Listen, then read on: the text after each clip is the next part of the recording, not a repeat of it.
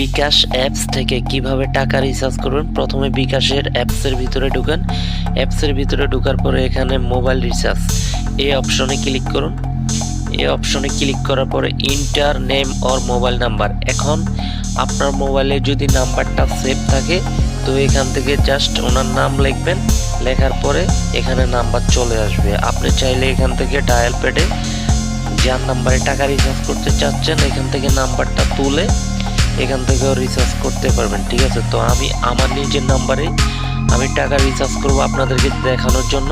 এই যে এখানে আমার নাম্বারটা সেভ করা আছে। ঠিক আছে, যখনই আমি আমার নাম্বারের উপরে ক্লিক করলাম তো এখানে কিন্তু বাংলাদেশের ভিতরে যতগুলা সিমের কোম্পানি আছে সবগুলা কিন্তু এখানে চলে আসছে। ঠিক আছে, তো এখন যেহেতু আমারটা হচ্ছে রবি সিম তো আমি এখান থেকে রবি সিলেক্ট করছি। ঠিক আছে, তো এখন রবি সিম সিলেক্ট করার পরে এখন এখানে অপশন হচ্ছে আমি কত টাকা রিচার্জ করতে চাচ্ছি।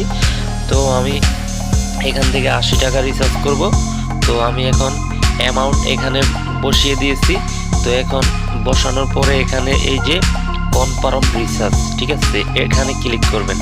এখানে ক্লিক করার পরে হচ্ছে টাকা কিন্তু রিচার্জ হয়ে গেছে। তো একদম সহজে কিন্তু অ্যাপস থেকে 2026 সালে টাকা রিচার্জ করানোর যে প্রসেসটা আমি দেখাইছি